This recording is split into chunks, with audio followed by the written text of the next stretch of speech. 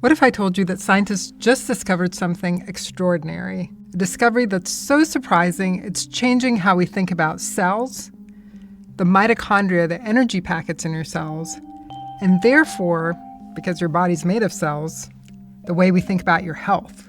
Hi, I'm Dr. Emmy, a board-certified internal medicine doctor with specialized training in holistic and functional medicine, and today we're exploring a breakthrough that's rewriting our textbooks. Well, for decades we've known that the mitochondria is the energy factor in our cells. Basically, every reaction that takes place in our cells, and there's thousands going on every minute, need energy to drive them forward. Now, this is the story we all learned in school about the mitochondria. That's why they're called the little energy packets in our cell. But it turns out that that's only half the story. So here's what the researchers found. The first type of mitochondria looks exactly like our textbook pictures. They're perfectly organized. They have these structures called cristae, which are these folded membranes. They're optimized for making energy. But the second type is totally different. It's filled with protein filaments instead of the cristae, and it's specialized from building cellular materials, or the building blocks you need for your cell to survive under stress. At the center of this transformation is this very fascinating protein called P5CS. Now, P5CS is like a molecular switch. Basically, it helps the mitochondria choose their specialty. When scientists identified this protein, it solved a puzzle that confused us for many years. How do cells make energy, and how can they make building materials at the same time when resources are limited, when we're stressed? This discovery helped explain some fundamental things about how our bodies adapt to stress, especially when resources are scarce, like when we don't get food. Our cells don't just power down, they reorganize their mitochondria to maintain both energy production and repair. It's an incredible example of adaptation that we knew nothing about until now. As a physician, I find the implications of this discovery pretty fascinating. Here's some things that it might explain. How do cells maintain energy during stress? Why some tissues repair better than others? How cancer cells can repair and grow? And potentially how we age at a cellular level. But this could also explain something that I'm very interested in, which is what makes each of us unique.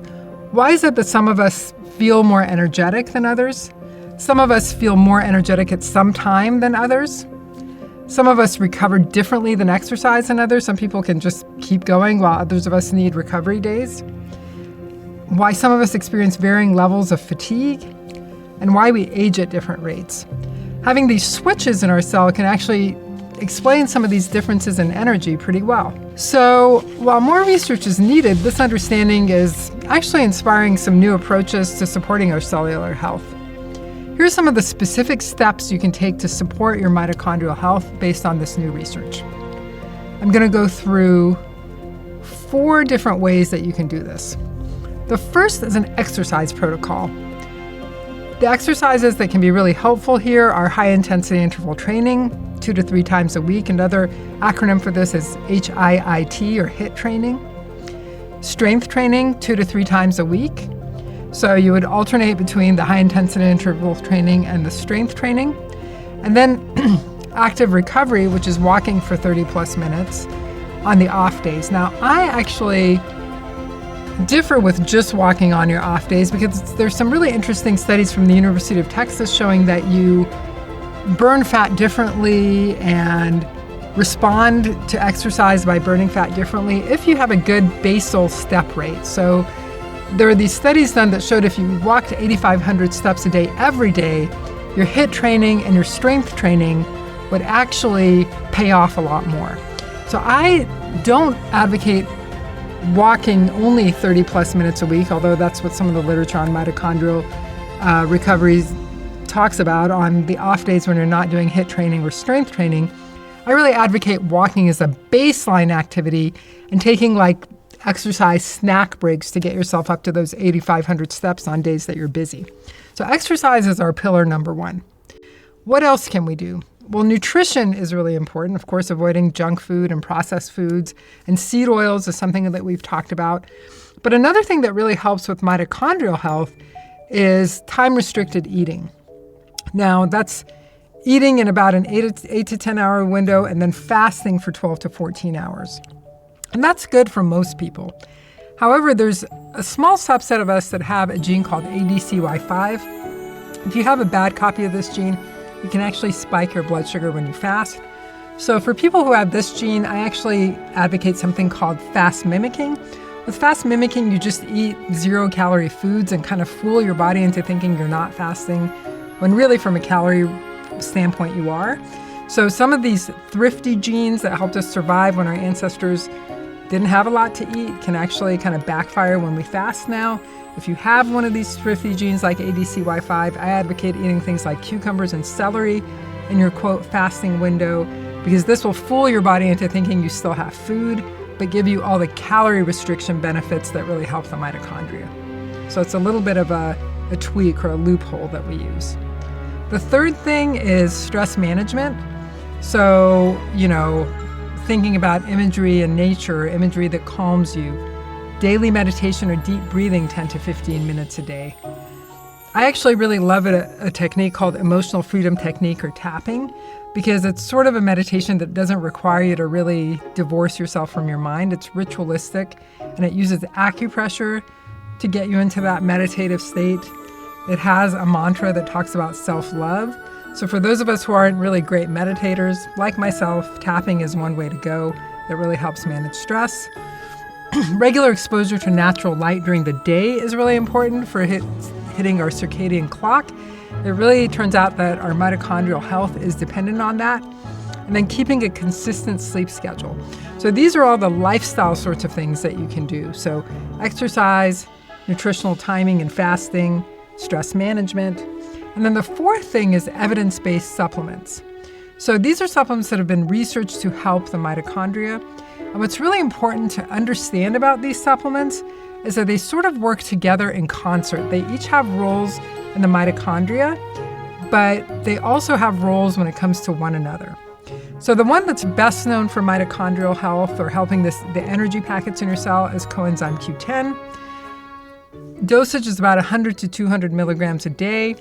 There was a meta-analysis in the Journal of Clinical Medicine showing improved mitochondrial function in people that had enough Coenzyme Q10. Coenzyme Q10 is really important for those of us over 40 because as time goes on, we can damage our mitochondria, and our age is really our mitochondrial age. And so anything that protects your mitochondria helps. And as we age, we all sort of get some of this damage to our mitochondria. So CoQ10, very important for those of us over 40 and very important for people on statins because statin drugs, which are used for cholesterol, can really deplete or take away your CoQ10. So if you're on a statin drug, ask your physician about whether or not Coenzyme Q10 or CoQ10 might be appropriate for you. Now, the thing about Coenzyme Q10 is it doesn't exist in a vacuum. It actually does really well when it's coupled with another supplement called alpha-lipoic acid. Alpha-lipoic acid is an antioxidant or something that helps neutralize free radicals. It is very helpful in improving mitochondrial function, but it's really good when it's coupled with CoQ10 because it protects CoQ10 as it enters the mitochondria. CoQ10 is actually used in what's called the electron transport chain in the mitochondria. It's very essential to mitochondrial function. But alpha-lipoic acid actually protects coenzyme Q10. It's also a detoxifier for things like heavy metals. The dosage of alpha-lipoic acid can be somewhere between 300 and 1,200 milligrams a day. And there's research in free radical biology and medicine, again, showing improved mitochondrial function with it.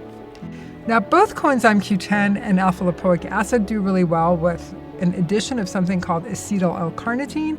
L-Carnitine is actually a transport molecule that can take the Q10 and alpha-lipoic acid across the cell into the mitochondria. Acetyl L-Carnitine is a more absorbable form of carnitine. The acetyl group is added to make it more absorbable through the gut and more well-preserved. The dosage of that is 1 to 2 grams a day. There's clinical trials in the American Journal of Nutrition demonstrating enhanced mitochondrial fatty acid transport.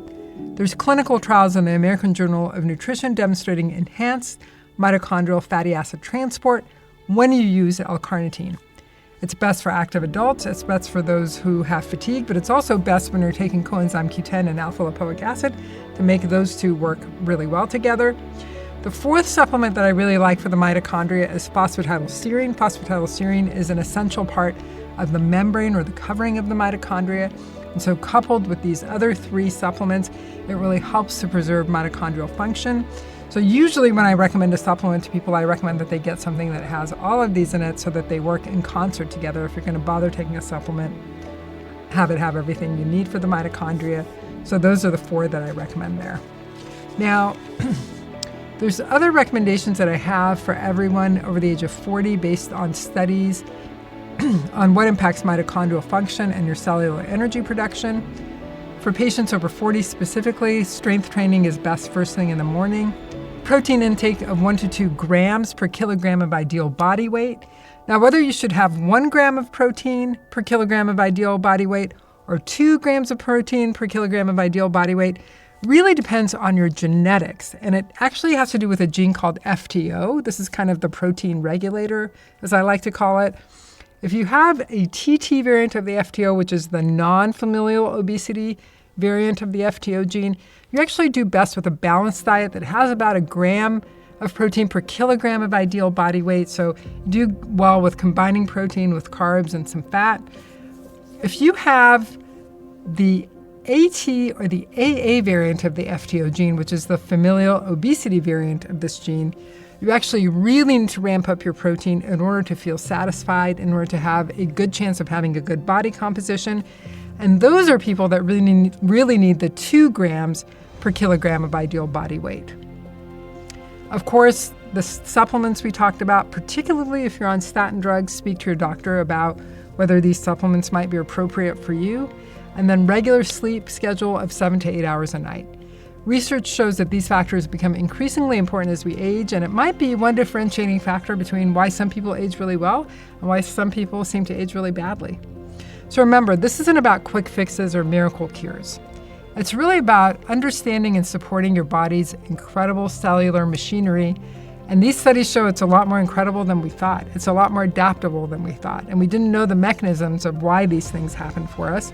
But this mitochondrial differentiation, as it's called, where mitochondria can go one way and make energy or another way and repair your cells and make the building blocks of your cells, goes a long way into explaining why these incredible things can happen in our cell and why the mitochondria are so essential, not just for energy production, but for other things that go on in your cell.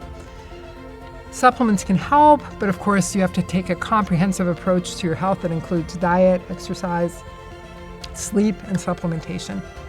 For those interested in the research behind this video, I've included some links to the peer-reviewed studies in the description below, as well as a link to a blog where you can read and learn more. I'm Dr. Emmy, and thank you again for joining me in exploring the fascinating world of cellular health. It gives me joy to share these new discoveries with you.